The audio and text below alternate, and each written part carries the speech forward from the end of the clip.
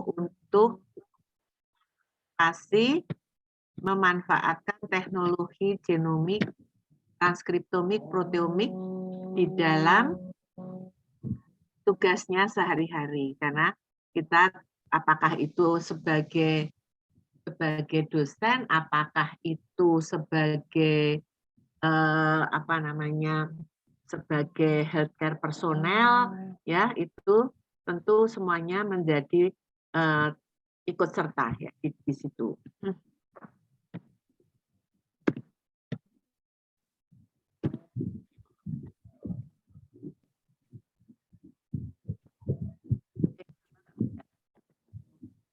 Ya.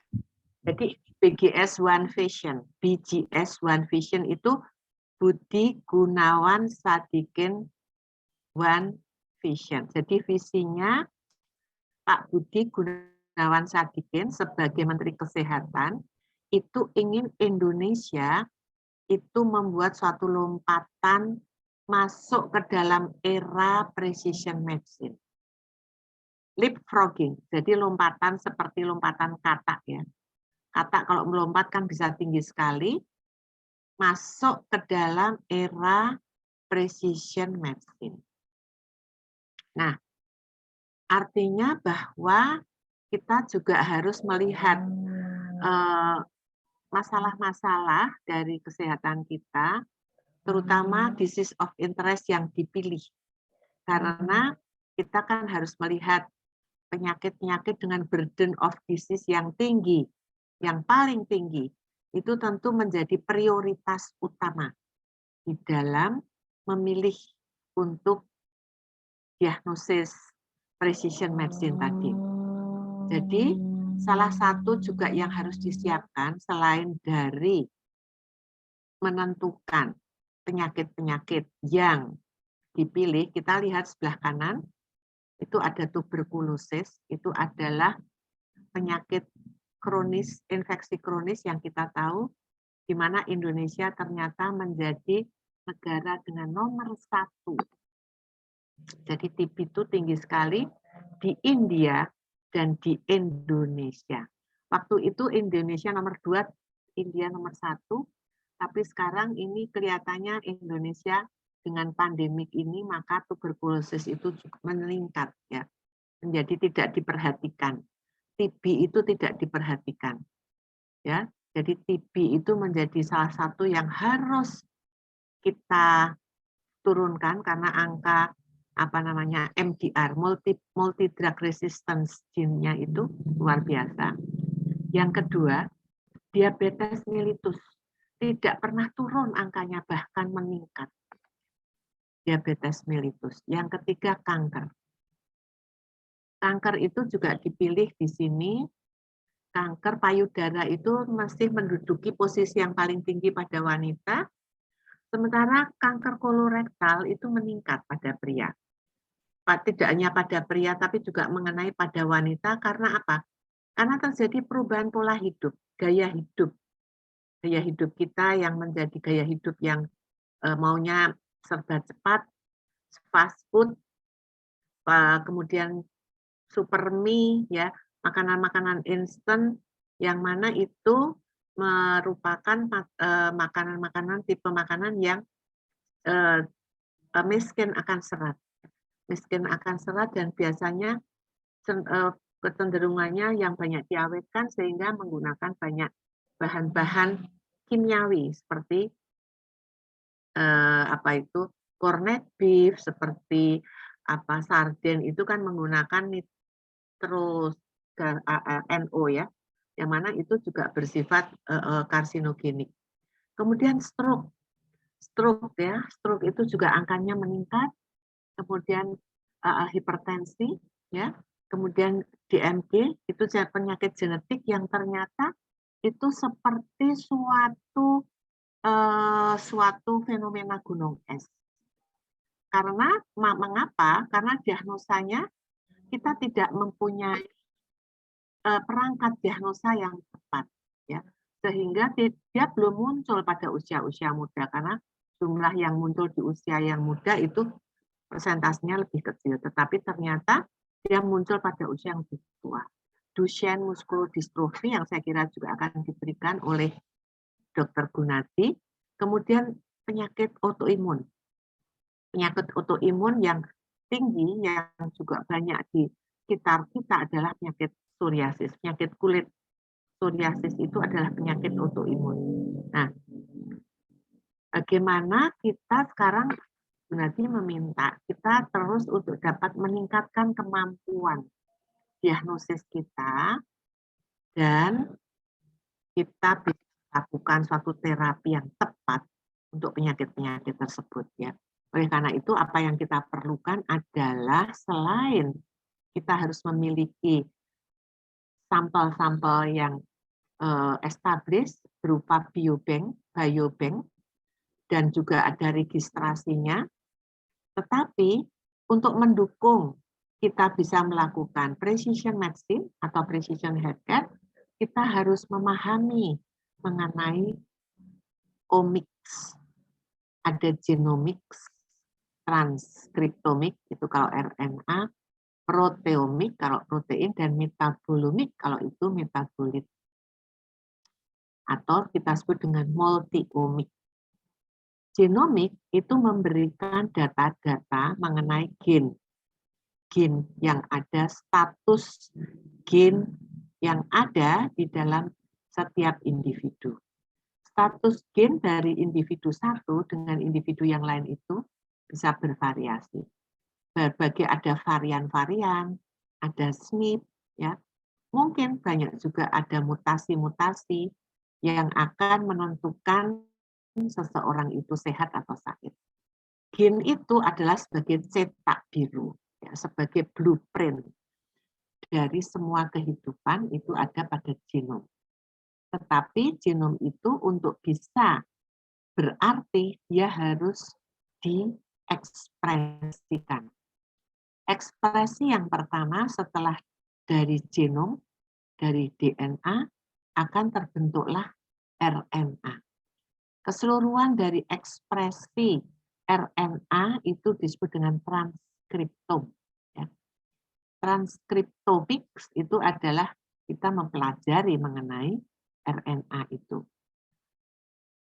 Dan ternyata nanti akan kita bahas bahwa RNA di sini yang tidak hanya RNA yang menghasilkan protein yang diperhatikan atau yang mRNA, tetapi juga RNA yang tidak menghasilkan protein. Itu juga sangat penting ya karena dia berperan sebagai regulator. Kemudian proteomik, protein. Jadi setelah RNA itu dia adalah sebagai perantara ya. Kalau dari DNA, RNA dari mRNA baru diterjemahkan menjadi protein. Nah, protein ini merupakan ujung tombak karena dia adalah sebagai pekerja dari seluruh tubuh kita itu yang melaksanakan tugas tidak lain dan tidak bukan adalah si protein ini.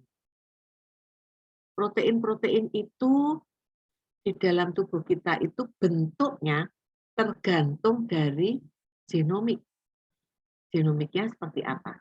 Setelah itu harus diregulasi oleh RNA. Ya. Dia akan terekspresi atau tidak, ya. Itu tugasnya RNA. Nah, kemudian dari proteomik itu ada metabolit. Nah, metabolit itu juga akan menentukan pekerjaan atau mengerjakan dari aktivitas dari tubuh kita. Nah, data-data itu sangat diperlukan. Tetapi data genomik itu bukan seperti data sehat, riwayat penyakit, begini, tetapi datanya itu berupa data-data dalam bentuk yang harus diterjemahkan, yaitu dalam data-data DNA, dalam bentuk nucleic acid, dalam bentuk protein. Ya, dan data-data itu kemudian memerlukan bantuan dari program bioinformatik untuk dapat bisa diterjemahkan. Artinya menjadi informasi-informasi yang penting untuk mengetahui mengenai diagnosis, mengenai perjalanan penyakit, mengenai pengobatan, ya, dan itu semua merupakan data-data yang sangat besar. Dan kita akan memerlukan yang namanya big data. Ya, big data di dalam dapat mengakomodasi ya data itu kan sangat banyak. Jadi suatu saat maka kita tidak perlu lagi menggunakan kertas yang akan sangat berpuluh-puluh lembar ya. Jadi nanti kita menggunakan electronic healthcare record. Dan saat ini kita sudah memulai dengan telemedicine, menggunakan electronic healthcare untuk diagnosis, untuk recording itu sudah dimulai. Sehingga akumulasi compiling data dari seluruh penduduk Indonesia yang jumlahnya besar ini menjadi sesuatu yang memungkinkan. Jadi nanti ada program untuk clinical information, program omics information, precision healthcare, sampai ke public healthcare, precision healthcare. Ya. Precision healthcare itu TB, diabetes, kanker itu punya gambaran sendiri-sendiri dan juga perlu untuk kebutuhan untuk presisi itu berarti lingkungannya, kesehatannya, kebiasaan makannya, olahraganya, ya jadi keseluruhan. Tidak hanya ini obatnya ini, tetapi bagaimana lifestyle, gaya hidup, lingkungan, olahraga itu menentukan itu yang disebut dengan precision medicine atau precision healthcare.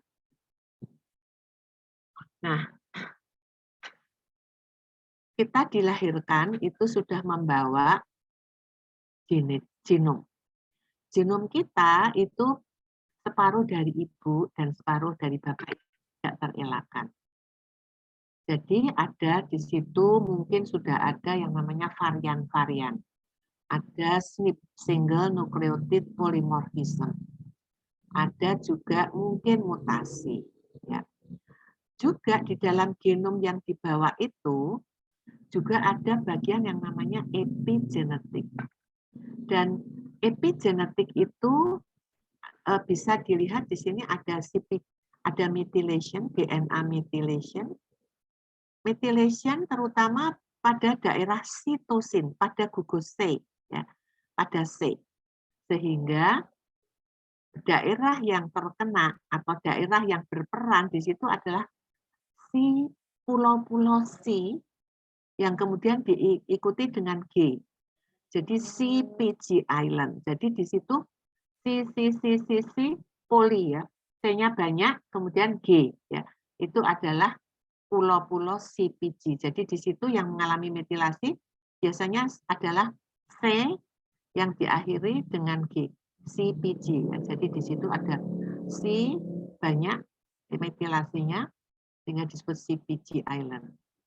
Kemudian juga pada saat DNA ditranskripsi menjadi RNA, maka transkripsi itu diregulasi oleh metilasi DNA dan modifikasi histon agar supaya stimulasi atau apa ya ada apa namanya itu rangsangan atau ya pacuan ya stimulasi yang datang ke dalam individu itu bisa diatur terbuka membuka karena DNA kita kan harus digelung ya digelung di dalam histon karena panjang 2 meter maka dia harus digelung di dalam histon ada 4 histon ya untuk menggelung DNA tersebut ya menggelung gen tadi yang namanya nukleosom. 4 histon itu namanya nukleosom. Digelunglah si rantai DNA itu di situ. Sehingga pada saat proses transkripsi dan translasi maka histon modification dan CpG methylation itu akan bermain di situ. Pada saat metilasi DNA dia akan ada gugus metil yang menempel di C, kemudian ada histon deacetylation sehingga dia terbuka. Kalau terbuka maka ada transcription factor yang menempel di daerah promoter. Nah, sehingga terbentuk transkripsilah bagian itu, ya. Bagian dari gen itu akan mengalami transkripsi, akan DNA-nya itu akan di-copy oleh menjadi RNA. Nah, kemudian di RNA itu berarti ada coding RNA, ada non-coding RNA. Coding RNA itu akan menjadi mRNA kan. Nah, tetapi ada bagian-bagian yang namanya non-coding RNA atau mikro-RNA, di situ yang akan meregulasi ekspresi dari mRNA menjadi protein untuk bisa menjadi fenotip. Itu yang menentukan, yang meregulasi adalah non-coding RNA atau yang disebut dengan mikro-RNA. Jadi mikro-RNA menjadi suatu bagian dari non-coding RNA yang tidak pernah menghasilkan protein. Berbeda dengan CpG methylation, ada metilasi, methylis, ada histone acetylase, ya kan? Tetapi kalau non-coding RNA tidak pernah menjadi protein apapun, ya. Nah, itu kemudian dengan bentuk apapun dari gen itu, maka akan terbentuklah fenotip. Dan fenotip juga sangat dipengaruhi oleh lingkungan atau environment. Ya, environment-nya kita masing-masing itu berbeda-beda. Kebiasaan makan, obat-obatan, vitamin-vitamin yang kita minum, kemudian juga mungkin ada exposure dari patogen dari lingkungan kita atau bahkan toksin-toksin, itu akan mempengaruhi epigenetik. Jadi yang pertama dipengaruhi oleh environment, tentu epigenetik dulu karena dia akan meregulasi transkripsi tadi. Dan ternyata bahwa nanti kita akan tahu bahwa epigenetik itu sangat penting di sini ya. Jadi fenotip di sini akan menentukan gene regulation menjadi fenotip ya. Jadi di sini interaksi antara genetik dan epigenetik di bawah pengaruh environment itu sangat penting. Jadi Anda bisa berpikir di sini bahwa untuk kita bisa sehat, maka tentu kita harus menjaga lingkungan kita.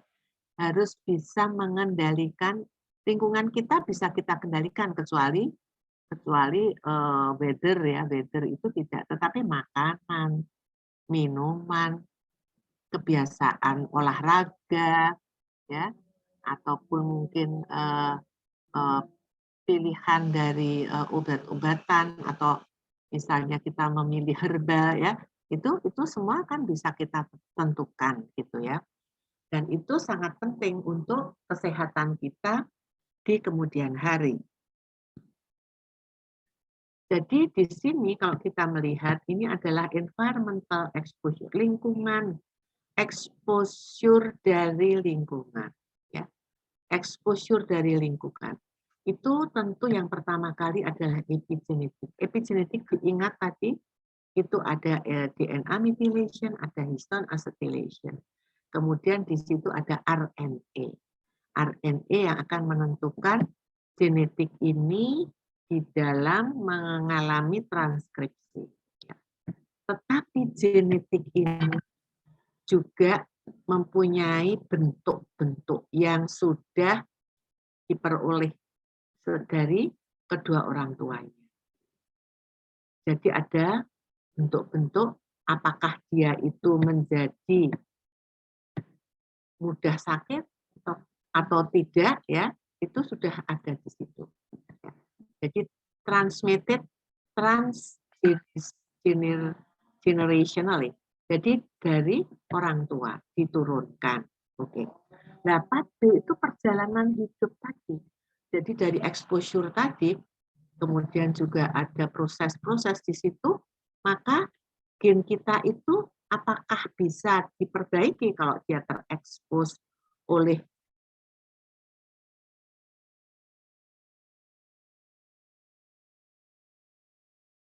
hal yang saat ini bisa diperbaiki atau tidak, mutasi, sehingga dia akan membaik atau dia tetap rusak gitu ya.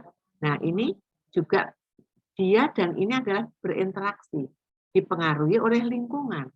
Jadi selain transmitted transgenerationally juga dipengaruhi oleh lingkungan. Nah, si epigenetik di sini juga tidak bisa terhindar dari suatu, karena dia ada di dalam genom, maka dia bisa juga mengalami perubahan.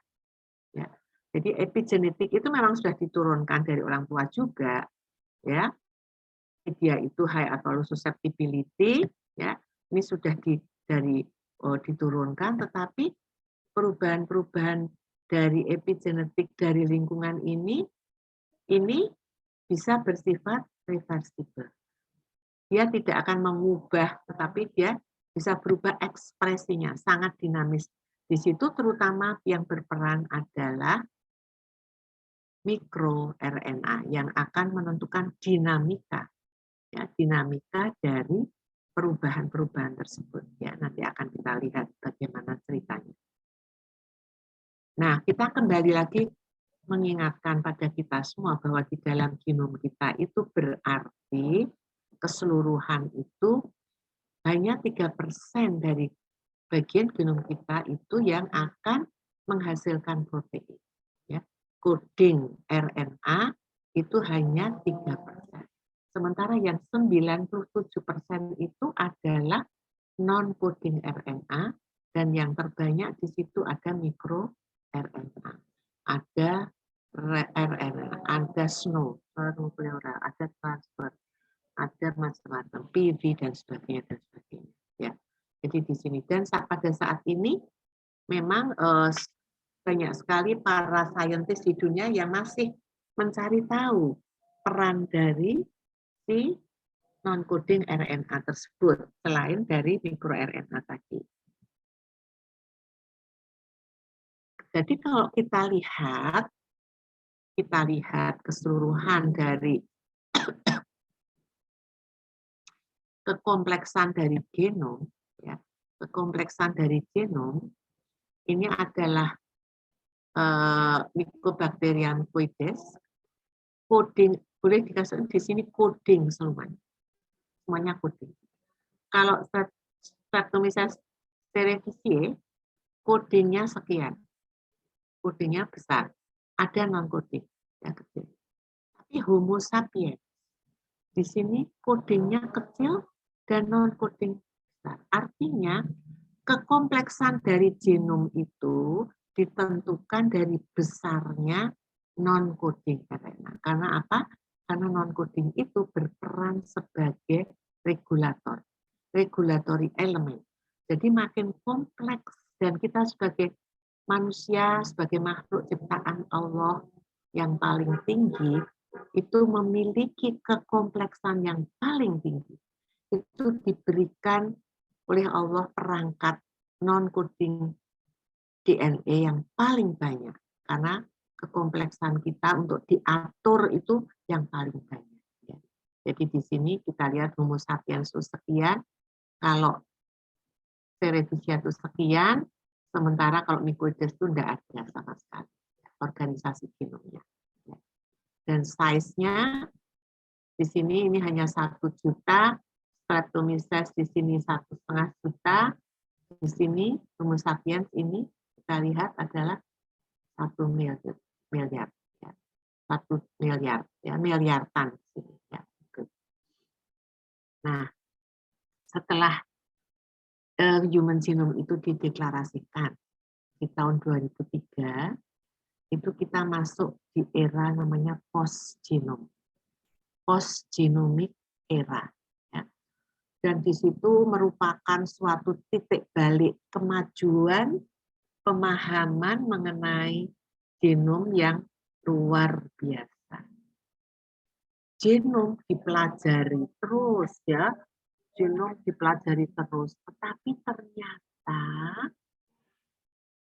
genom kemudian yang RNA itu hanya DNA dari DNA akan ditranskripsi menjadi RNA dan RNA jadi protein dan protein itu merupakan pekerja dari itu sudah dideklarasikan lama. Tetapi ternyata DNA dan protein saja itu is not enough, tidak cukup menjelaskan.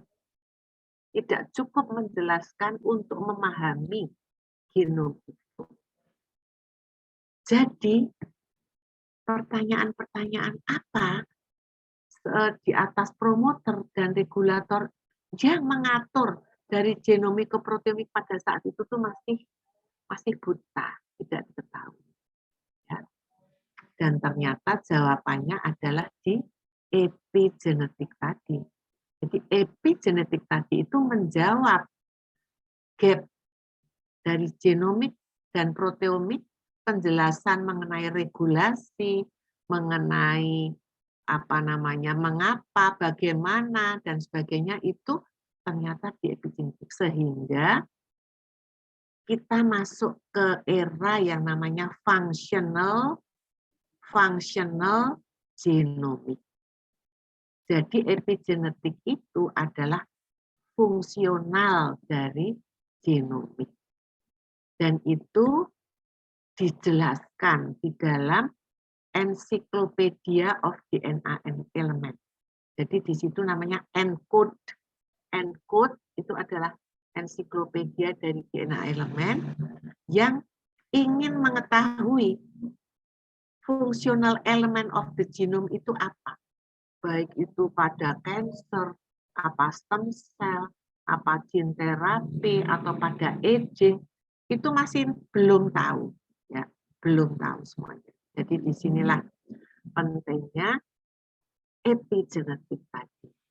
Jadi why genetic and epigenetic is needed untuk precision medicine. Tidak bisa genetik itu meninggalkan epigenetik.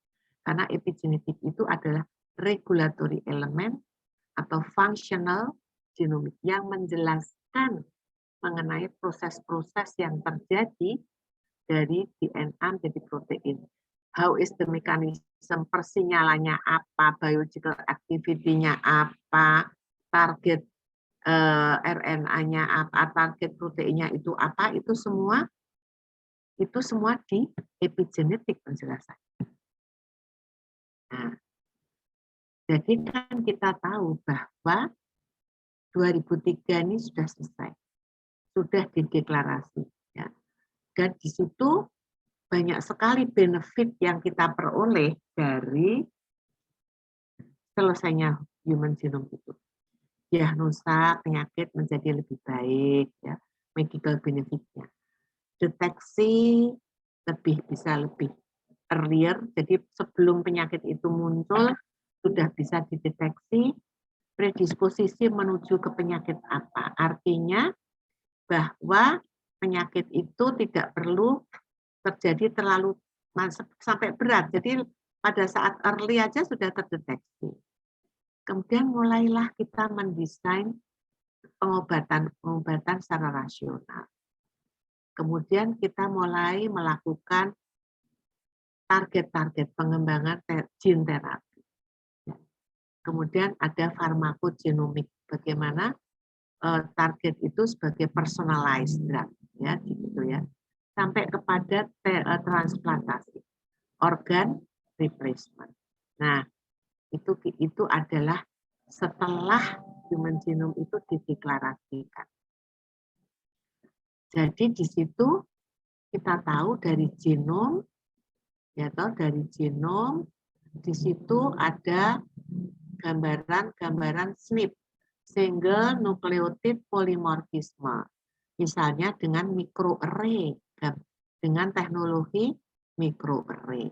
Kemudian PCR untuk menentukan adanya mutasi, untuk menentukan adanya SNP, ya, polimorfisme itu bisa dengan PCR. Nah, bahkan sekarang keseluruhan dari genom itu kita bisa melihat dengan next generation sequencing, NGS. Ya, ada sekarang versinya itu sudah versi keberapa, ya. Jadi itu sudah terus berkembang.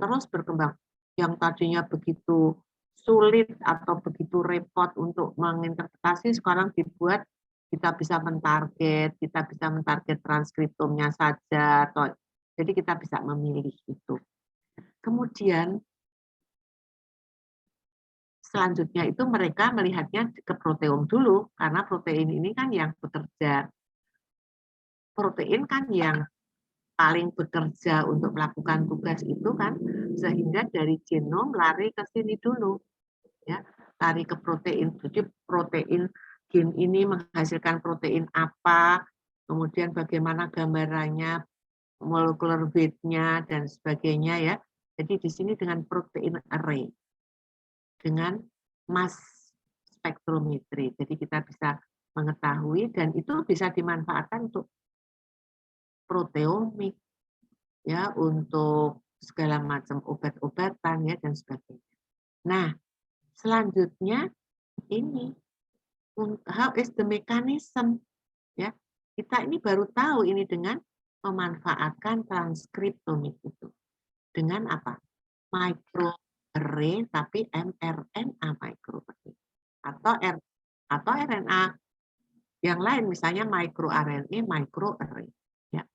Kita juga perlu untuk melihat sequencing, karena di situ juga bisa terjadi mutasi, bisa terjadi sama dengan genom di sini. Ya.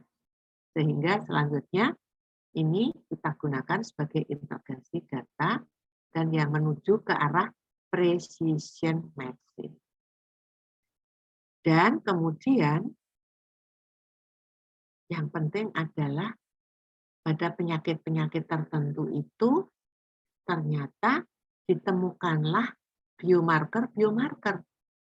Jadi di sini penemuan biomarker. Biomarker tidak hanya dari genom saja atau dari protein, tetapi sekarang dari transkriptom, microRNA itu banyak digunakan juga untuk biomarker, disease detection sampai kepada pengembangan target terapi, ya, pada pengembangan bagaimana responsnya, ya, precision medicine. Artinya apa? Kalau kita mau precision medicine, kita harus punya biomarker spesifik. Saya mau yang precision medicine yang itu. Ya, jadi saya mau cari spesifik biomarker. Nah, di antara ketiganya ini, genom, transkriptom, proteom, yang paling menjanjikan adalah mikroRNA. Ya, jadi mikroRNA itu adalah small non-coding RNA yang stabil, yang spesifik, ya, yang disekresi ke dalam cairan tubuh. Jadi dia disekresinya di cairan tubuh, artinya kita bisa mendapatkan mikroRNA itu di apapun dari cairan tubuh kita. Dari saliva, dari darah, dari cairan pleura, dari asites, dari liquor cerebrospinalis, ya, dari urin, ya, nah itu kita bisa memanfaatkan itu karena dia mengandung mikroRNA yang bersifat stabil dan bersifat spesifik, ya. Tuh. Ya. Jadi di sini bahwa precision medicine itu telah membawa banyak sekali kemanfaatan untuk kesehatan. Jadi di sini ditunjukkan pada penyakit kardiovaskuler. Penyakit kardiovaskuler seperti stroke, hipertensi, yang kemudian berakibat pada multi organ failures, ya, gagal jantung, gagal ginjal, semuanya itu ternyata juga bisa dijelaskan atau bisa memberikan dengan precision medicine diharapkan akan dapat dilakukan early screening, ya kan, dapat dilakukan pengobatan, ya, bahkan dilakukan suatu regenerasi terapi. Teknologi-teknologinya sudah sangat maju sekali, ya. Jadi pertama kali tentu dicari risikonya. Kita sudah mencari dengan gambaran genom tadi, ya toh, dengan gambaran genom, transkriptom, proteom, sekarang sudah tersedia di laboratorium. Pemeriksaan untuk nutrigenetik, nutrigenomik, katakanlah. Pemeriksaan untuk risiko diabetes, risiko hipertensi, risiko stroke, dan sebagainya itu bisa dianalisis dengan teknologi omics. Sekarang sudah dilayani di Prodia. Ya. Harganya satu tes hanya murah, cuma sekitar 7,5 juta. Sekali, ya. Jadi di situ diketahui bagaimana individu ini, ya, risikonya bagaimana, skornya. Jadi makannya harus bagaimana, olahraganya harus bagaimana, dan sebagainya. Nah, jadi di sini dibantu dengan genome sequencing, maka kemudian dilakukanlah harus dibuat suatu persiapan untuk hidupnya.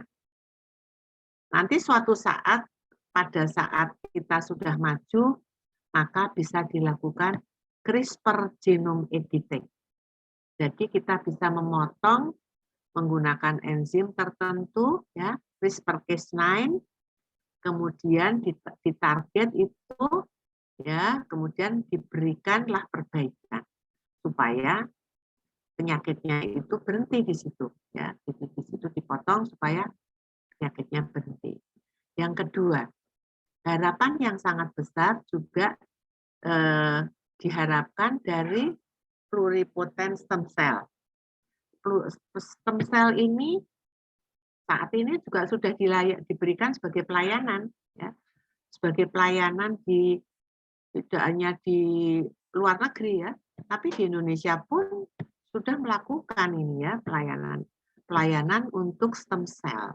Apakah itu terhadap penyakit-penyakit stroke, diabetes, kemudian penyakit jantung, kemudian penyakit ginjal, aging, ya.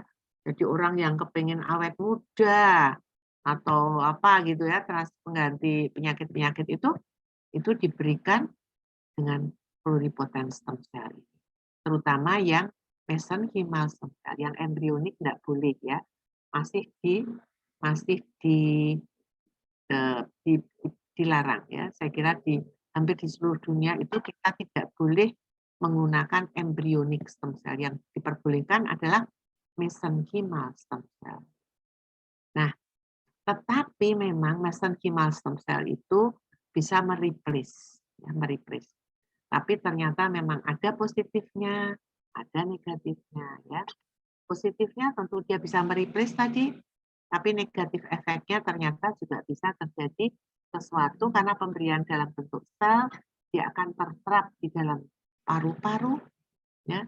Kemudian bahkan bisa terjadi suatu trombus atau terjadi suatu emboli, ya, sehingga menyebabkan kejadian yang tidak diinginkan. Nah, sekarang orang membuat dengan produk dari stem cell itu, misalnya dari supernatanya yang mengandung eksosom, ya. Jadi eksosom atau produk atau supernatanya stem cell itu namanya sekretom, ya. Nah, di dalam sekretom itu ada eksosom. Nah, eksosom itulah yang kemudian diberikan kepada individu tersebut dan itu aman karena dia adalah nanomolekul dan kejadian-kejadian efek samping seperti yang pada stem cell itu tidak terjadi pada produk dari stem cell. Nah, yang lain juga kita juga bisa menggunakan suatu targeted therapy. Jadi dari temuan-temuan tadi, maka apa yang berlebihan kita bisa menggunakan pendekatan dengan targeted therapy dengan menggunakan vehikel-vehikel. Misalnya vehikelnya adalah eksosom yang tadi berasal dari pluripotent stem cell ini, kita bisa berikan pada individu karena dia bersifat low imunogenik, tetapi bisa bersifat spesifik. Sehingga ini menjadi sangat menarik. Nah, sekarang kalau kita bicara mengenai cancer, ya, maka kita bisa melihat di sini. Satu hal yang menyebabkan kanker itu resisten, kemoresisten, atau kanker itu sulit diobati, itu karena apa? Karena adanya tumor heterogeniti. Ya, tumor heterogeniti. Ini adalah potongan dari jaringan paru. Ini adalah CA paru. Ya. Ini daerah hilum ya, di sini ini dipotong di sini, bisa dipotong di sini, tidak bisa karena ini jaringannya kan besar. Jadi kalau dibuat tissue section, maka ini harusnya kecil saja, mungkin nyuplek di sini, nyuplek di sini, nyuplek di sini ya, dan ini ya. Jadi ini kira-kira panjangnya 10 cm, ya, maka harus dibuat ini sebagai contoh. Nah, pada heterogeniti itu apa? Heterogeniti itu hetero. Hetero itu apa? Kebalikan dari mono. Kalau mono itu satu. Hetero itu banyak. Geneti ya geninya. Ya. Jadi pada normal tisu itu satu misalnya. Ini adalah normal tisu. Setelah dia dari kanker, ya, dia menjadi klon. Klon satu, dia akan jadi klon berikutnya, ada mutasi menjadi ini, mutasi lagi menjadi ini mutasi lagi, ini mutasi lagi, dan seterusnya. Ya. Jadi di sini itu satu klon, ini ya satu klon bisa menjadi banyak klon. Nah inilah yang menyebabkan heterogeniti tadi. Ya. Jadi what did your tissue biopsy miss? Kalau kita potong di sini, mungkin klonnya beda dengan yang di sini. Mungkin beda dengan yang di sini karena ini tadi. Nih ya, ini gambaran-gambaran ini ya menjelaskan. Jadi di sini kalau dipotong ya, ini di sini 2 klon. Di sini 1, 2, 3 klon. Di sini 1, 2, 3 ya. Yang berbeda, ini berbeda lagi. Ini beda lagi 1, 2, 3, 4, 5, 6 ya dan seterusnya. Jadi di sini itu menunjukkan bahwa tisu itu dengan biopsi itu bisa missing informasinya. Informasinya bisa missing. Jadi kita harus menggunakan bagaimana supaya kita bisa mendapatkan gambaran keseluruhan. Bagaimana? Ya. Maka sebelum sana, di sini menunjukkan bahwa tidak hanya pada kanker yang sulit diobati itu. Mengapa kok kita perlu masuk ke precision medicine? Karena setiap individu itu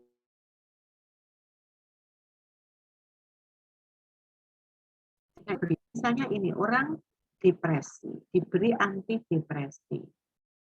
Ternyata kegagalannya 38%. Yang hijau ini yang gagal. Pasien itu dapat merespon berbeda-beda terhadap obat yang sama. Karena apa? Karena genetiknya berbeda, ada varian-varian yang berbeda, ya.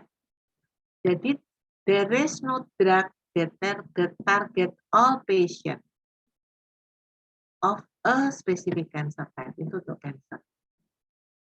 Jadi you still be required to undergo genetic testing. Jadi walaupun sudah ada standar asma standarnya ini, tetapi yang gagal 38%. Diabetes yang gagal 43%. Artritis 50%. Alzheimer 70%. Kanker 75% gagal.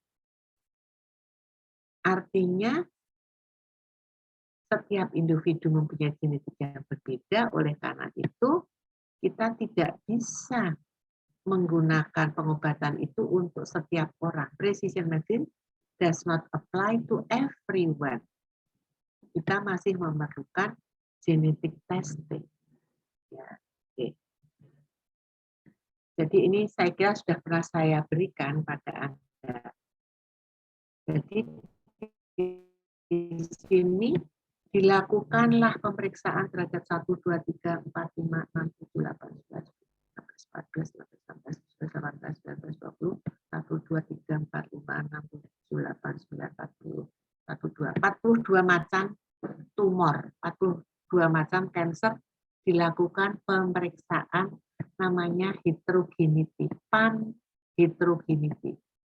Diperiksalah jumlah gen yang sama, ya, ribuan ya gen yang sama pada kanker-kanker tersebut, dari timoma sampai dengan bladder cancer. Ternyata hasilnya ada yang bintangnya 3, dan bintangnya 2, dan bintangnya 1, ya, dan seterusnya. Menunjukkan bintang itu menunjukkan bimodal mean dari number of clones. Ya. Jadi mutation rate-nya itu, rate of mutation number-nya itu berbeda-beda. Yang satu tuh lowest mean, kalau 2 highest mean, tapi kalau 3 itu bimodal mean, jadi lebih kompleks, ya, gitu. Nah, jadi kita lihat di sini, apakah pure, cukup pure, ya. Kemudian number of clone-nya berapa? Number of clone-nya sampai ratusan, number of mutation-nya sampai ribuan, sampai puluhan ribu. Jadi bisa dilihat betapa sulitnya ini, jadi berarti kita memerlukan precision medicine, memerlukan pengobatan-pengobatan yang tepat. Kalau kanker itu sudah mahal, side effect-nya banyak, pengobatannya kan harus tepat gitu ya. Nah, itu semua kita kalau lihat kromosom tuh kayak gini, ya kan? Kromosom, kemudian ini adalah benang-benang kromatinya di sini semua. Ini kalau dalam bentuk pada saat metafase ini ya, berarti benang-benang kromatinya di sini sudah memadat. Sudah memadat di sini, di tengah-tengah di sini ada sentromer yang mengikat, ya. Kemudian ya sentromer ya. Oke. Nah, jadi kemudian kalau itu dibuka kromosom tadi, ya dia ada di dalam inti kan, ini kan kromosom tadi, tapi kalau dibuka dia berupa benang yang tadi saya cerita, maka dia harus digelung di dalam histon tadi. Nah, itu semua itu ada di dalam setiap sel, dan setiap sel itu membangun setiap tisu. Semua tisu itu dibangun oleh sel-sel. Jadi Anda bisa membayangkan di dalam sel di dalam tubuh kita itu, maka gambaran dari sel-sel itu dengan gen-gennya sendiri-sendiri. Kemudian di situ ada proses-proses regulasi DNA menjadi RNA, di situ ada mikro-RNA, kemudian ada eksosom, ya, yang kemudian akhirnya fenotipnya, fenotip sehat, fenotip sakit, ya, fenotip fisiologis, fenotip patologis, dan sebagainya. Ini kemudian kita harus memanfaatkan gambaran atau ilmu-ilmu ini untuk bagaimana kita bisa mengatasi masalah-masalah yang kita hadapi. Jadi adalah genome, 3D structure of the genome.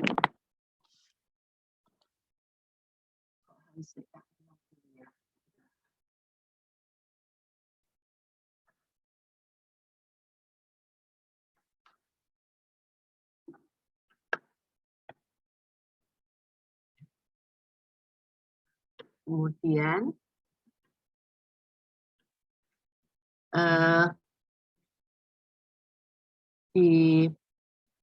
pada saat transkripsi, ya kan, tadi ingat pada saat transkripsi ada histone modification, ada DNA methylation, ya, terjadilah dynamic chromatin accessibility oleh si transcription factor, kemudian terjadilah transkripsi, ya kan?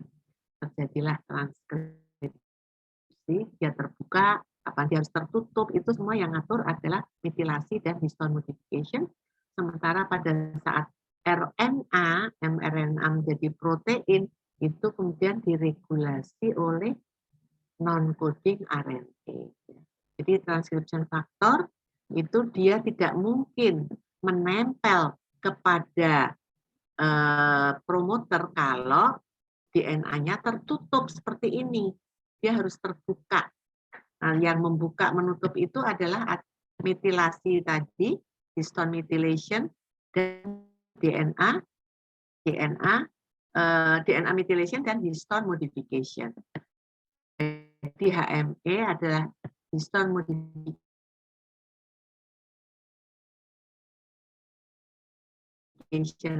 enzim askilasi dan deaskilasi, ya toh? Kalau DNA demethylation. Oke. Kemudian dia mempengaruhi RNA akan meregulasi ekspresi dari mRNA menjadi protein, itu diregulasi oleh non-coding RNA. Ya, jadi sehingga kalau kita berbicara mengenai anak, ya, mulai dari anaknya ini, anaknya siapa, ya kan? Apakah bapaknya? Jelas kan ibunya mesti melahirkan, ya kan? Tapi bapaknya siapa? Bapaknya kan bisa si A, bisa si B, bisa si C. Nah, kita bisa melacak itu, melihat profil atau pola dari DNA anak itu dibandingkan dengan DNA pola dari ibunya dan bapaknya. Kalau ternyata pola bapaknya itu dengan pemotongan enzim yang sama tidak ada di anak itu, berarti dia bukan anaknya bapaknya. Berarti ini bapaknya bukan ini, gitu ya. Genetic compatibility test, ya tahu, jadi misalnya macam-macam ya, untuk misalnya untuk seorang yang mau menikah gitu ya, cocok apakah nanti susceptibility-nya terhadap penyakit ya, itu bisa juga dites ya. Kemudian untuk melihat genetic ancestry test dari keluarga sehat dan keluarga ini ya, atau akan itu ya karena kaya raya ya, itu banyak sekali hal yang bisa itu ya, genetik risiko penyakit ya, sampai kepada personalized pengobatan dan gaya hidup yang paling tepat untuk individu tersebut. Ya, jadi jadi ini contoh yang real yang terjadi pada, kita tahu Angelina Jolie, ya tahu Angelina Jolie itu ibunya itu menderita breast cancer.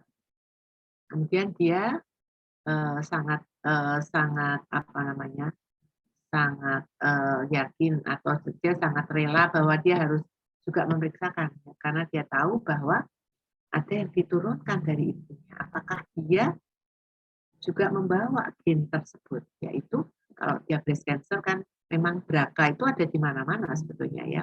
Tapi BRCA itu memang sebetulnya singkatan dari breast cancer kan. Breast cancer gene, tapi dia sebetulnya tidak breast cancer ya. Tapi ovary cancer, untuk cancer yang lain juga. Karena dia adalah tumor prostat. Nah, dia suami pasangan yang sangat serasi, Brad Pitt dan Angelina Jolie, memutuskan untuk mastektomi karena ibunya positif. Dia mastektomi. Ya, akhirnya dia harus bercerai dengan suaminya ini, ya kan? Tentulah perkawinan itu kan ada pembahasan ya, toh. Jadi mereka adalah aktor-aktor yang tetapi kemudian lalu pandangan hidupnya menjadi lain sehingga mereka tidak bisa lagi hidup bersama dan dia rela ya, dia rela untuk berpisah ya gitu. Yang kemudian setelah diambil breast cancer-nya ternyata dia tetap menderita CA ovari karena dia bisa juga sekian persen itu kalau BRCA-nya kalau diambil mutasinya kan nggak hanya di breast-nya saja kan, tapi juga bisa di organ lain. Ternyata juga bisa terjadi ovarian cancer gitu. Nah, jadi ini dulu ya tahun 2000 ini ceritanya Angelina Jolie itu bahwa dia memutuskan untuk melakukan double mastektomi. Bayangkan, dua-dua dari payudaranya itu diambil. Dia sudah melakukan pemeriksaan darah dan diperoleh mutasi pada BRCA1. Jadi ya sudah ambil aja payudara saya tidak mau menderita breast cancer seperti ibu saya. Karena 87% ibunya, 87% karena ibunya mempunyai mutasi itu dia bakal bisa terkena. Jadi dia bilang, my doctor estimated that I had an 87% risk of breast cancer and a 50% risk of ovarian cancer. Nah, jadi walaupun dia itu diambil breast cancer-nya tetapi 50% risikonya untuk menderita ovarian cancer itu tetap 50%. Walaupun satu orang dengan orang lain bisa berbeda-beda gitu. Ya, tapi akhirnya dia kok timbul ya ovarian cancer itu.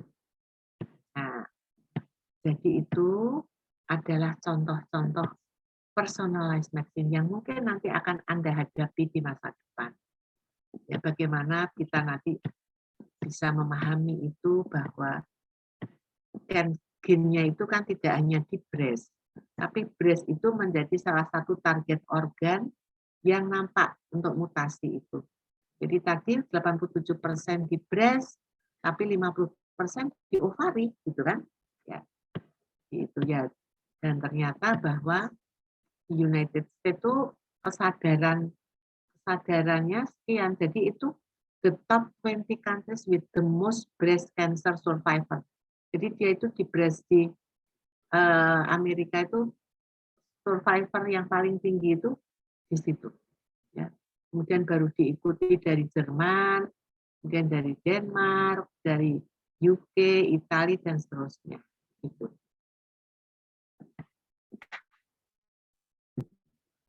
Nah, ini adalah gambaran hubungan gaya hidup ya dengan ini adalah mesin rokok atau mesin minuman atau mesin makanan.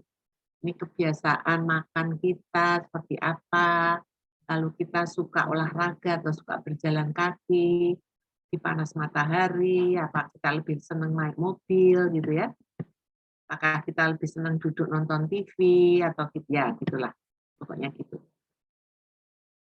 Jadi yang kita bayangkan dari lingkungan itu ya, akan berpengaruh tentunya ke epigenetik.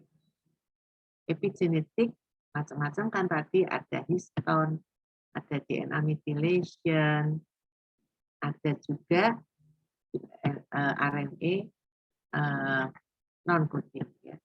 Nah itu kemudian akan terjadi interaksi. Interaksinya bisa monogenik, bisa oligogenik, bisa poligenik. Jadi bisa satu, bisa beberapa, bisa banyak.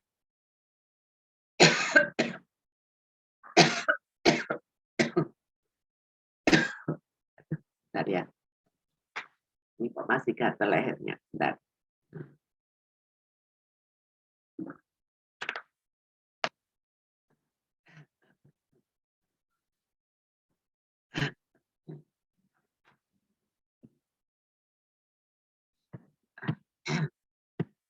Jadi kalau kita lihat di dogma sentral, ya toh, di dogma sentral itu gambarannya seperti apa, gitu. Jadi DNA, ya kan, dia akan mengalami transkripsi, ya. Transkripsi berarti di situ DNA akan disintesis menjadi template. DNA sebagai template akan disintesis sebagai RNA single strand. Kemudian akan terjadi translasi. Translasi di situ mikro RNA-nya akan bekerja, akan menentukan protein itu terekspresi atau tidak. Terekspresinya itu mengalami overekspresi atau underekspresi. Itu fenotipnya. Gitu. Jadi influence dari environment itu akan bekerja di situ, mempengaruhi, ya, apakah itu lifestyle, apakah itu gaya hidup, apakah geografis, ya, ataukah habit, itu semua akan berpengaruh. Nah, inilah yang menjadi ilmu yang harus kita pelajari, fungsional genomik tadi. Ya. Jadi di sini dari transgeneration dan relation terhadap risiko, ya, dari DNA, dari posisinya di histon, metilasi, ya, kemudian di situ ada kromatin histon, ya, ini karena ini baru di level transkripsi. Tapi di level di sini, maka di sini RNA, mikro RNA akan sangat berperan.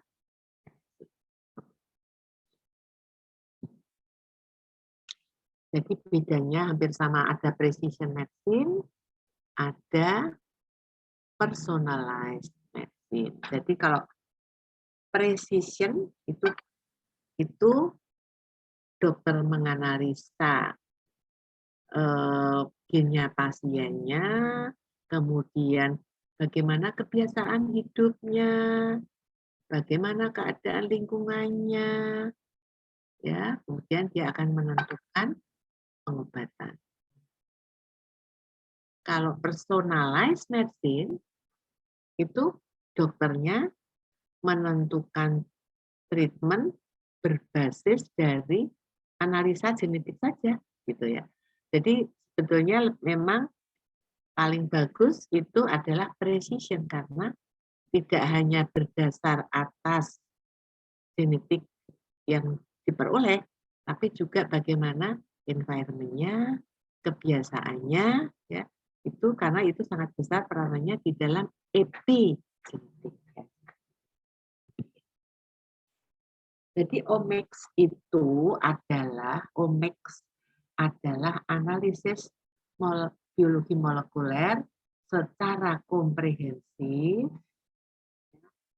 termasuk di sini ada genomik, transkriptomik, proteomik, metabolomik, yang selanjutnya akan memberikan informasi mengenai ekspresi gen, protein, dan pola-pola metabolit yang dapat digunakan untuk aplikasi. Bisa digunakan untuk diaplikasikan. Misalnya untuk diagnostik, bisa untuk prognostik, bisa untuk menentukan prediksi, ya toh, sehingga bisa digunakan untuk pengembangan precision medicine. Nah, Indonesia adalah satu negara yang sangat kaya dengan keanekaragaman hayati atau biodiversity. Biodiversity-nya itu luar biasa. Sehingga kita yang hidup di era saat ini harus bisa menjawab berbagai tantangan yang dihadapi oleh bangsa kita. Jangan sampai kita menjadi penonton di negeri ini, sementara kita dijajah oleh omics dari negara-negara maju. Oh, ini obatnya ini, padahal belum tentu cocok. Ya. Jadi kita yang harus menjawab, oh yang itu cocok untuk bangsa kami. Yang itu tidak cocok untuk bangsa kami. Ya, kalau negara-negara maju, mereka sudah punya produk, Indonesia itu sebagai pasar, karena gede atau populasinya pasar yang sangat baik untuk dijadikan pasarnya mereka, tapi kita harus bisa menjawab tantangan itu. Ya, kita harus memahami bahwa yang itu nggak cocok untuk kita yang ini, yang kayak gini gitu ya. Jadi macam-macam omik. Ada computational genomic, epigenomic, functional genomic, immuno-omics, metagenomic, dan seterusnya. Genomic, semua sekarang banyak sekali omik-omik, tambah lagi yang lain. Semacam omik. Nah, yang penting itu tadi, kita itu harus memahami mengenai bioinformatik. Diperlukan bioinformatik. Bioinformatik untuk memahami dari genomik itu, dari transkriptomik, dari proteomik, metabolomik, kemudian fenotipe, genomik, kemudian ionomik. Ionomik itu apa dong? Kan sering sekarang sudah muncul, Pak. Kita sudah tahu genomik. Genomik itu struktural, ya, struktural dan fungsional analisis dari gen, identifikasi varian itu genomik. Kalau transkriptomik itu terutama ekspresi, functional regulation, differential expression tinggi atau rendah, itu transkriptomik.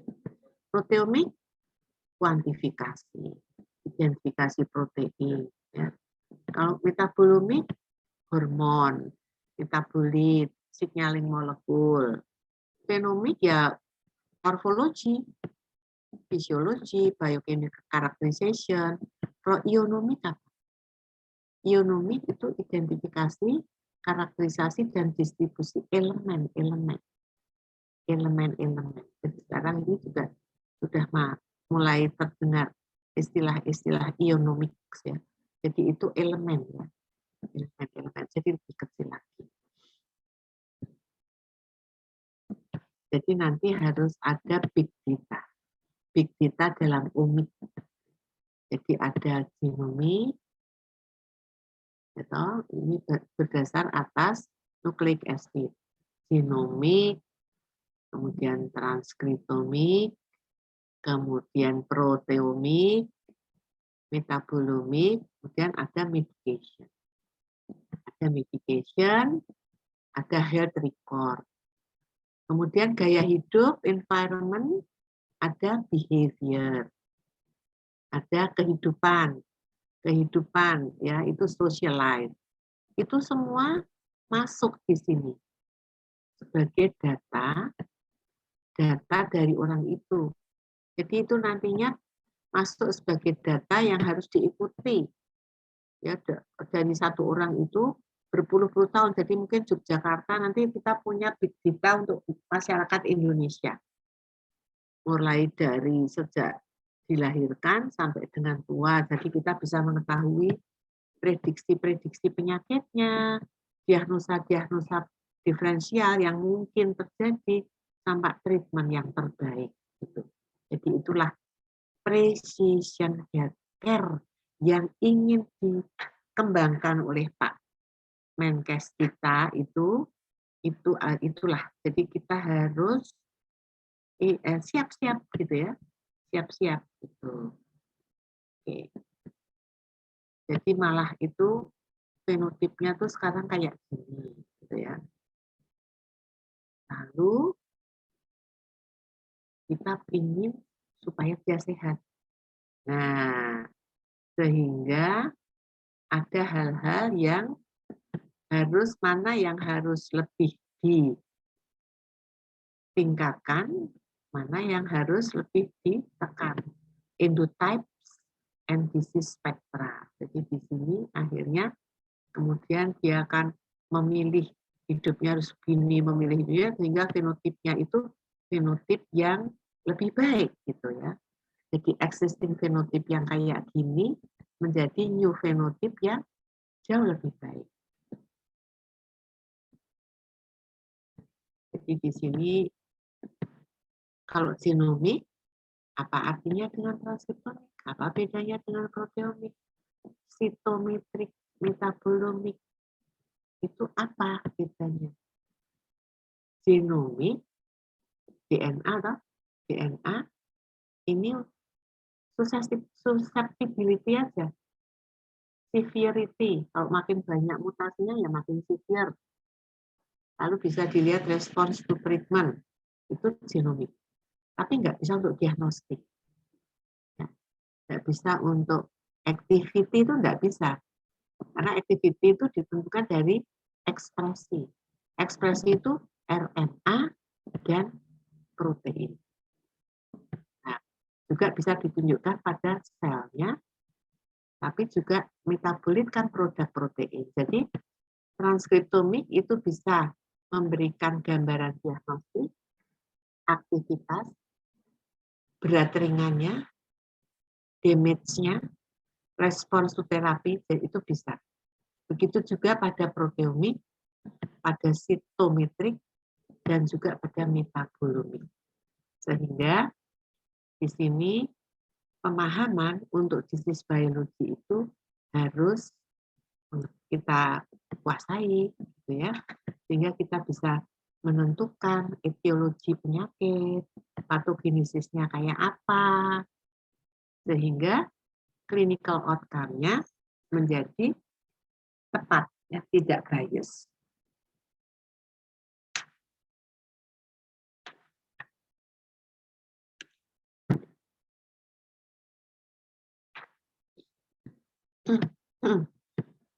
Jadi precision medicine itu aplikasinya bisa untuk prevensi, bisa untuk prediksi penyakit sebelum penyakit itu muncul. Yang kedua bisa untuk diferensial diagnosis, artinya kemungkinan penyakitnya itu A, B, C, D. Ya, kemungkinannya A, maka harus seperti apa. Kemungkinannya B harus apa? Dilacak. Mana yang lebih tepat dari semuanya ini. Ya, sehingga pada saatnya bisa diatasi. Kemudian menentukan treatment yang tepat. Ya, sehingga bisa diperoleh strategi yang paling baik. Yang sehingga tidak mahal-mahal. Sudah ini juga mahal, yang ini pakai ini dicobakan ternyata enggak cocok, ya, sehingga strategi to cure itu menjadi optimal, ya, sehingga bisa murah, tepat, ya, dan tidak berisiko. Nah, jadi kalau itu apa yang kita perlukan? Yang kita perlukan adalah need specific biomarker. Jadi need specific biomarker. Jadi pre-discovery bisa kita kalau bisa menentukan dapat spesifik biomarker di pre-discovery bagus banget. Atau pada saat sudah terjadi, ya, sudah pre-discovery terus ditemukan, kemudian diujikan di preklinis, kemudian di klinis, ya, kemudian lead klinis, dan kemudian kalau memang semua terbukti, ya kita bisa kemudian memasukkan ke pasar, ya, dan dilihat di pasar bagaimana. Juga untuk aplikasi klinik prediksi, safety, mekanisme, prognostik, surrogate, ya. Jadi itu manfaat dari biomarker. Analisanya seperti apa, gitu ya. Jadi untuk genomik kita kan tahu kan, kalau gen ya DNA sequencing, gene profiling, ada mapping, rekombinan, ya. Kemudian kalau transkriptomik apa? RNA sequencing, expression profiling, transcriptional regulation, protein identification, quantification, hitung kuantitinya, post translation modification. Metabolomic apa? Metabolit profile, pakai CCMSNS. Metabolit intermediate, hormon, signaling molecule. Phenomic, morfologinya, pakai biokimia, pakai fisikal, ya. Kemudian dihubungkan antara genetik, epigenetik, dan environment, genomic, elemen profiling, biochemical regulation, dan seterusnya. Ya. Jadi ini adalah metode analisis yang bisa kita lakukan. Apakah ini bisa kita lakukan? Bisa, ya, bisa kita lakukan. Ini functional genomic, transkriptomi, ya, dari gambaran pertama microarray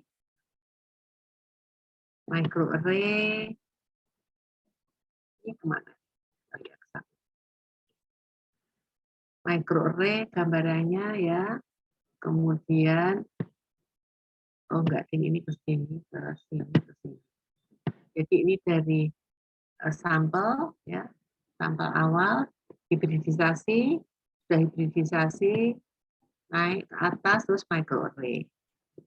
Kemudian dari microarray kita peroleh target gene.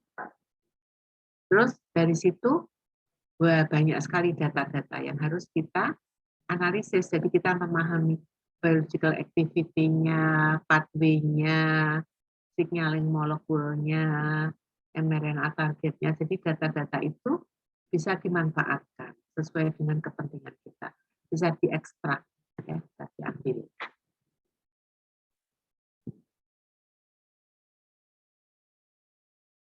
Jadi itu tadi bahwa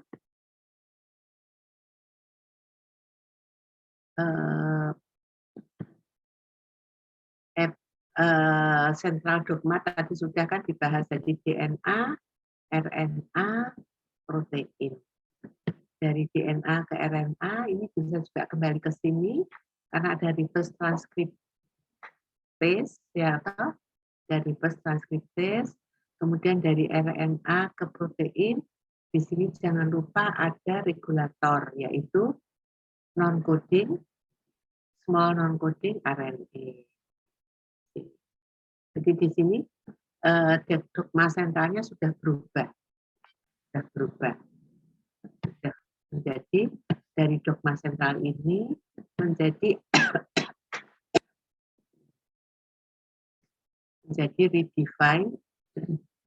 redefine dogma sentral. Jadi ini non-coding RNA, ya, dikira tadinya kan tidak penting. Tapi ini menjadi bagian yang saat ini menjadi topik penelitian. Next generation research. Ini saya kira kita sudah, tapi saya ulangi lagi bahwa non-coding yang menjadi banyak dibahas yaitu mikroRNA, yang kita berterima kasih pada Andrew Fire dan Craig Mello yang sudah menemukan siRNA atau mikroRNA ini, yang kemudian bisa menjelaskan proses mekanisme regulasi dari bagaimana mikroRNA itu bekerja. Jadi bagaimana dia ditranskripsi, mulai dari genom, dia akan ditranskripsi menjadi berbeda dari mRNA, berbeda dari total RNA, dia menjadi primary mikroRNA. Kemudian dia diproses oleh enzim terus menjadi precursor, pre-microRNA, kemudian dia akan dibawa keluar dalam sitoplasma, kemudian diproses oleh enzim dicer, ya, dicer di sini, sehingga dia menjadi matur mRNA, terus dia akan bekerja. Bekerjanya dia akan menempel pada mRNA target bersama dengan RISC, membentuk RISC, ribosomal inhibitor silencing complex.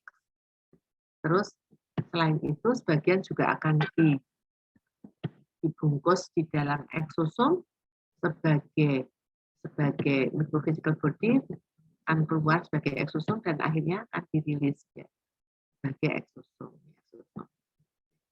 Jadi mikroRNA yang ini bekerja meregulasi ekspresi protein, sebagian akan dipackage di dalam lisosom, ya mikroeksosom, kemudian akan dibawa keluar dan dirilis sebagai eksosom. Kemudian akan beredar sebagai yang berperan di dalam cell to cell communication. Jadi penting pada cell to cell communication. Tapi mikroRNA itu juga sama dengan RNA, dia juga bisa mengalami deletion, bisa mengalami mutation, bisa mengalami ya ini deletion dan amplification dan translocation. Jadi sama dan berakibat pada cancer, maka dia kalau genetik mengalami mutation, kalau dia mengalami deregulation, maka kemudian dua-duanya menyebabkan tidak mampu untuk meregulasi ekspresi protein sehingga menjadi cancer.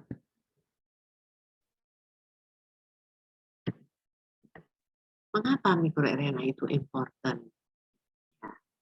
Dia kecil, mikroRNA itu, tapi dia mempunyai peran yang besar. Ya. Perannya kita tahu tadi kan sebagai regulasi di protein expression. Kalau mikroRNA mRNA-nya itu pada cancer itu ada dua kan, ada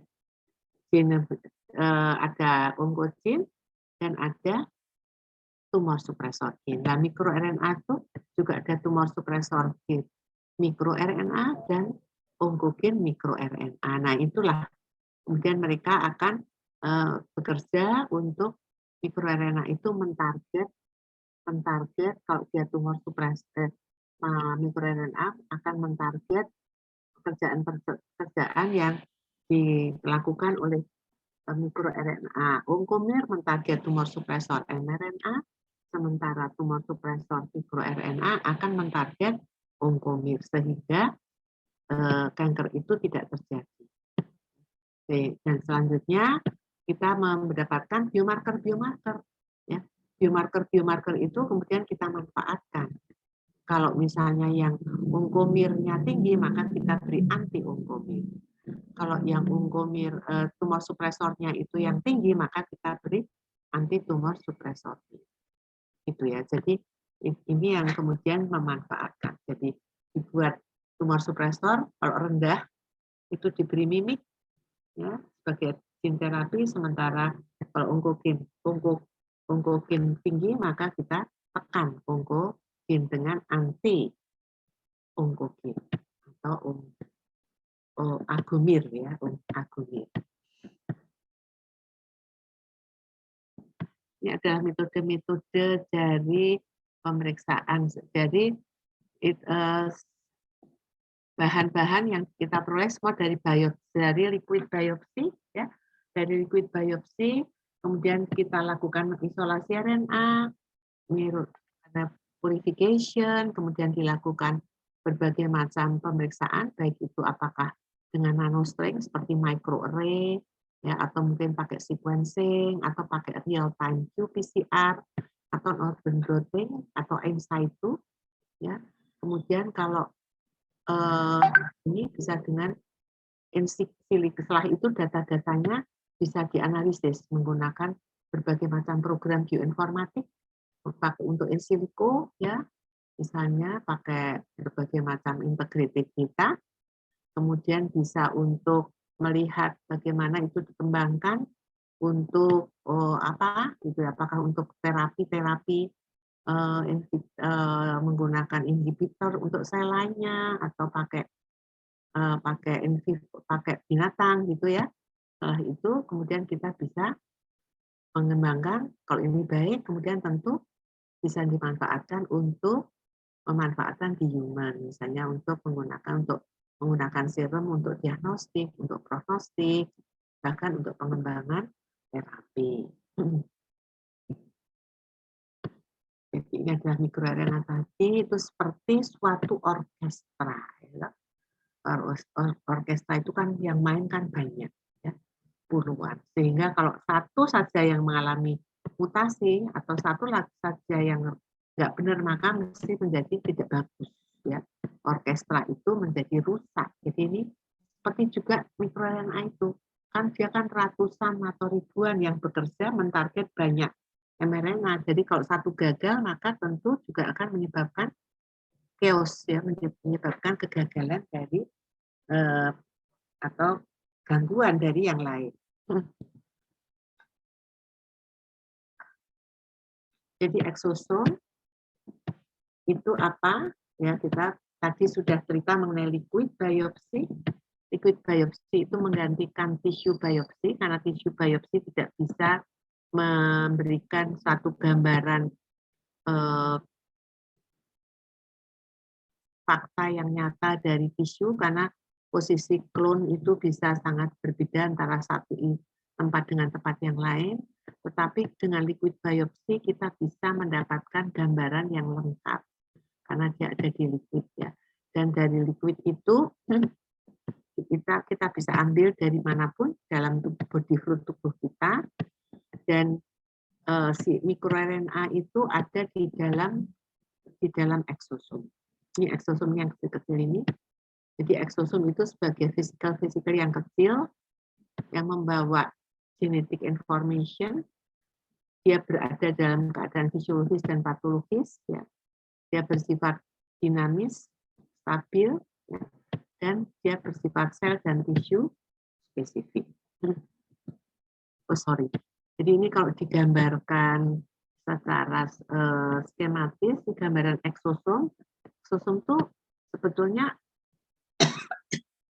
invaginasi dari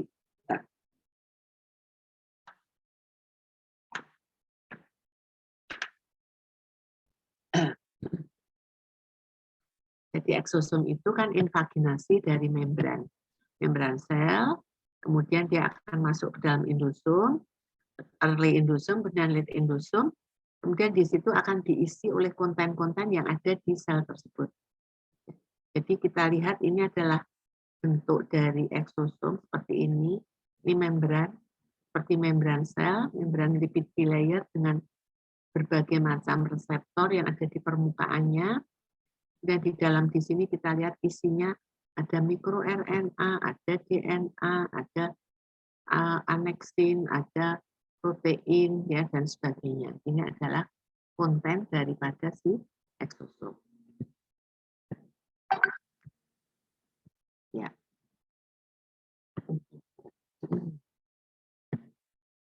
Ya.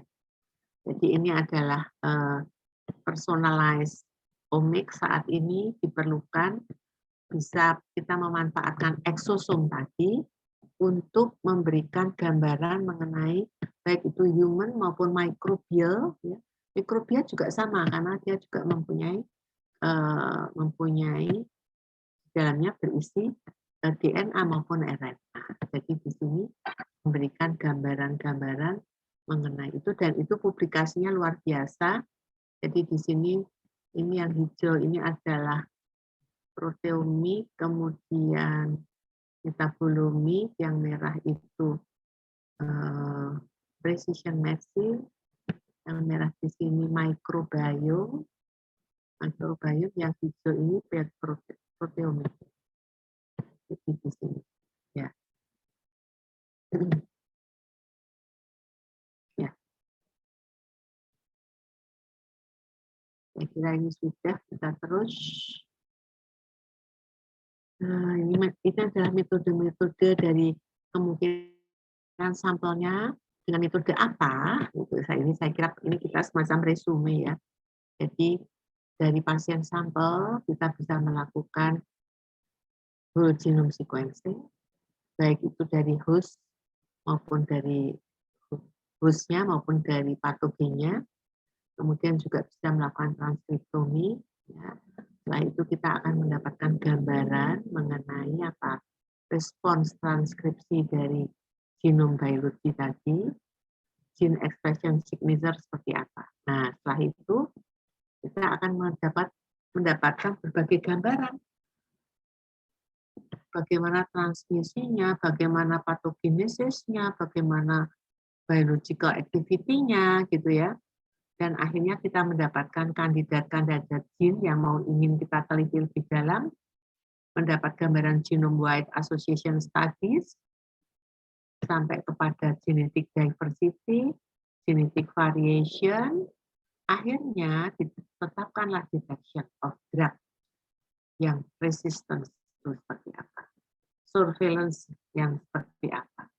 Kemudian selanjutnya kita memilih untuk pengembangan drug discovery-nya dan vaksin development. Jadi ini adalah proses berkelanjutan yang diharapkan dari ilmu yang kita pelajari ini. Jadi dari molecular technique, bioinformatics application, sampai ke clinical application-nya.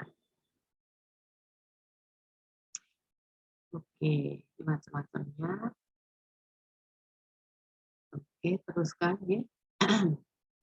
Ini adalah sama, jadi bisa pakai micro RNA array, micro RNA array. Itu untuk genomik, ya bisa dibaca sendiri. Kemudian proteomik dari expression proteomik, struktural proteomik, dari metabolisme, ya. Kemudian bahkan epigenomik. Datanya luar biasa. Oke, ada pertanyaan di sini? Saya kira kita sudah habis waktunya. Saya beri kesempatan untuk diskusi.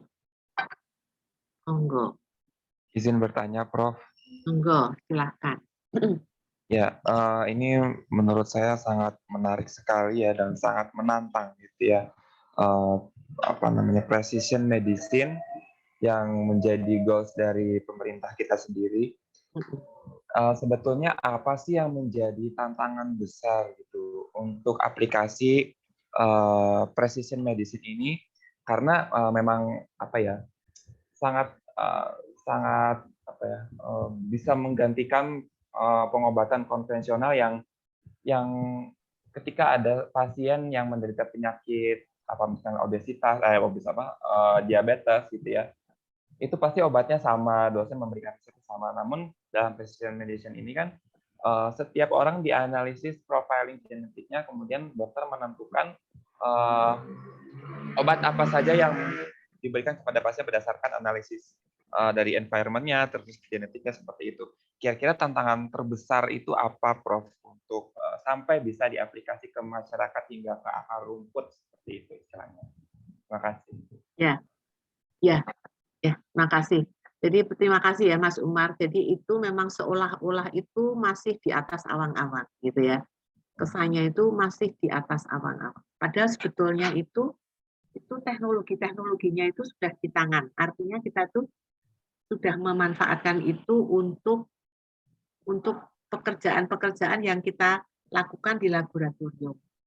Nah, jadi sebetulnya kalau kita bisa melakukan yang paling dekat, yang kita bisa dengan mudah melihat, itu adalah bisa melihat profil karena ekspresi dari misalnya Mas Umar dalam keadaan sehat, ya.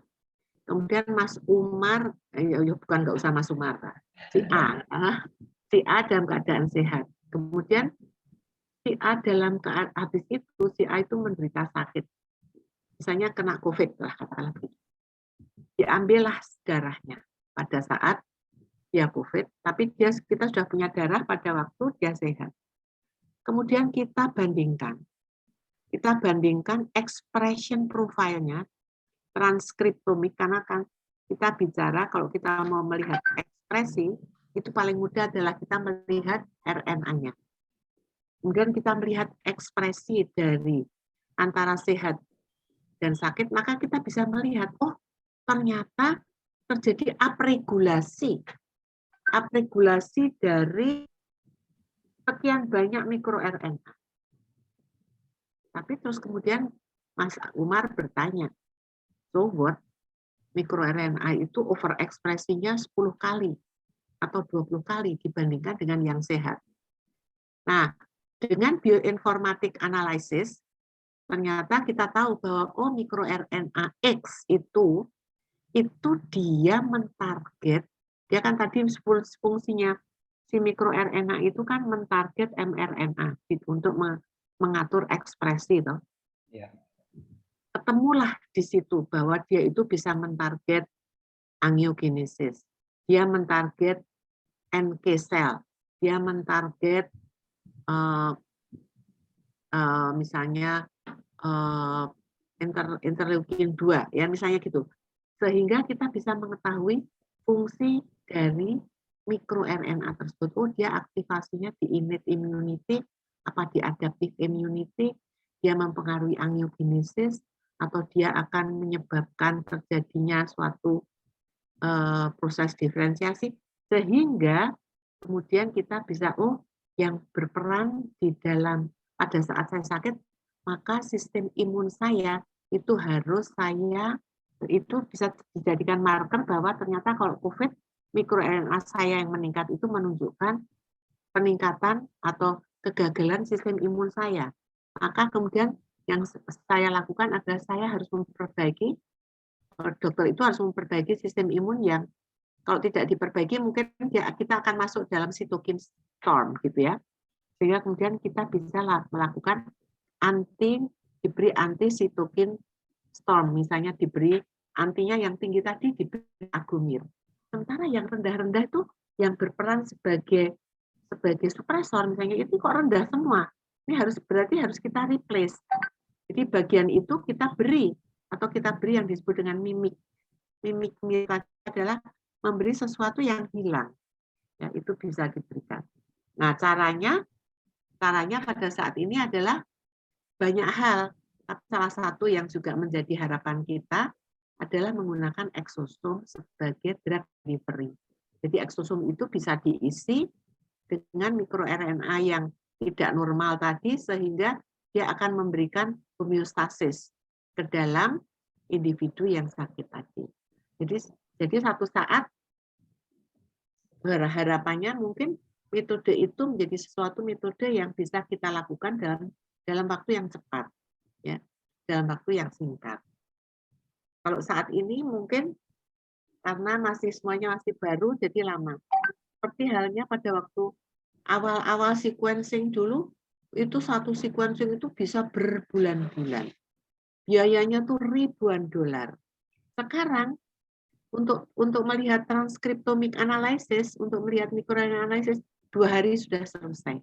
Menggunakan metode nanostring itu, 2 hari itu sudah selesai. Kita sudah mendapatkan mana yang overexpressed. Tapi kita harus menggunakan itu tadi, bioinformatik analysis. Sehingga kita selanjutnya bisa melakukan biological activity analysis, persinyalan, signaling pathway analysis, mRNA target analysis, sehingga kita tahu, oh, protein ini the most effective adalah bekerja di sini. Gitu. Jadi gitu Mas. Jadi itu nanti untuk sekaligus untuk menentukan biomarker, sekaligus untuk diagnostik, tapi harapannya juga bisa dipakai sebagai target terapi, individualized terapi. Gitu Mas Umar. Apakah bisa ditangkap? Ya, baik. Terima kasih Prof. Rika. Ya. Jadi harapannya mudah-mudahan nanti ada pelayanan klinis exosome gitu ya. Ya, berbasis ya, personalized gitu. Ya. Oke, baik. Terima kasih Prof. Terima kasih. Saya mohon maaf karena saya jam 10 harus ada webinar lagi. Jadi ini bisa saya kirimkan, saya hentikan. Kemudian bisa dipelajari. Masih ada lagi nggak sih? Ini coba saya lihat. Jadi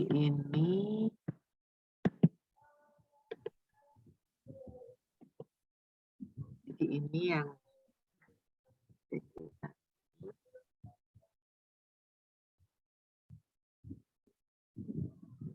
saya kira sudah kok, ini tinggal semacam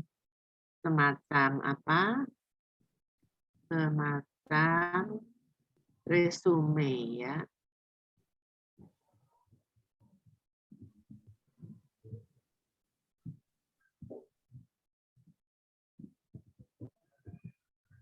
Ya.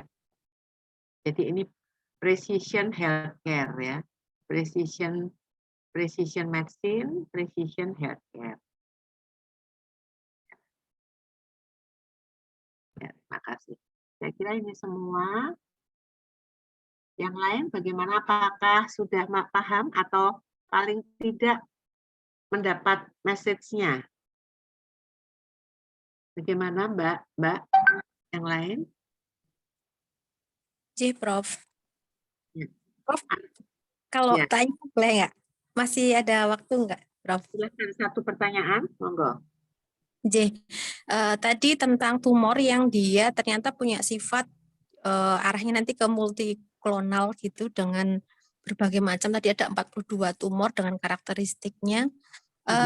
Ini saya mohon konfirmasi apakah asal sel tumor itu mempengaruhi keragaman dari klonal yang akan dihasilkan, Prof. Misalnya kayak teratoma yang dia berasal dari 3 lapis embriologis, atau misalnya yang dari tumor yang asalnya dari darah yang dia merupakan yang punya sifat pluripoten itu, maka sifat multiklonalnya itu akan lebih nyata dibandingkan dengan yang tumor yang lainnya. Apakah seperti itu, Prof? Nah, jadi tadi itu dilalah kan memang bahwa ternyata tumor yang berasal dari darah itu ternyata mempunyai jumlah heterogenitas yang paling tinggi.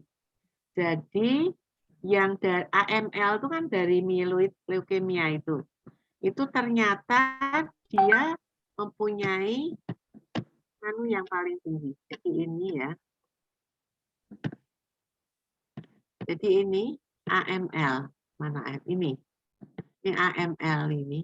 Akut myeloid leukemia itu ternyata dia kan malignansi dari hematological, ya toh? Ini ternyata dia paling tinggi. Ya toh. Kemudian kalau yang kedua itu pankreas dan ovarian. Tapi Anda bisa lihat. Jadi yang hematological ini paling tinggi. Kemudian timoma itu kan juga dari sel T ya, berarti dari hematologi ya, ini juga tinggi. Angiokarsinoma, kemudian yang dua ini pankreas dan ovarian. Jadi ini tumor-tumor yang sulit sekali diobati ini, pankreas dan ovarian cancer itu. Ya. Jadi itu menjadi sesuatu pertanyaan, Mbak. Tetapi bahwa hematological malignancy itu kan diferensiasinya lebih cepat ya daripada yang lain, kan ada AML M1, M2, M3, M4 sampai M7. Sehingga bisa saja dalam proses diferensiasi itu satu itu menjadi banyak klonal gitu. Sehingga tadi pertanyaannya apakah itu akan mempengaruhi hematological malignancy itu bisa memberikan klon yang lebih banyak, lebih cepat? Barangkali jawabannya iya. Tapi itu kan harus kita buktikan juga gitu ya. Dan ini kebetulan di dalam paper ini itu menunjukkan bahwa yang berasal dari hematological malignancy ini memberikan gambaran klonal yang paling tinggi di sini. Ya, gitu. Itu Mbak. Ini tadi Mbak siapa? Saya Ilma, Prof. Terima kasih, Prof. Ya, sami-sami. Ya. Maaf harus kita hentikan karena saya harus pindah ke sebelah ya. Jadi mudah-mudahan tetap ini kalau ada pertanyaan silahkan, saya terbuka untuk diskusi ya. Silahkan saja. Saya kirim ke Mas Umar ya, Mas Umar. Ya, boleh, Prof. Ya, boleh. Baik. Oke. Terima kasih. Selamat bekerja, belajar semuanya. Terima kasih. Semoga selalu sehat. Amin. Amin. Terima kasih juga, Prof. Sehat-sehat. Amin. Terima kasih ya. Ya, terima kasih juga. Ya.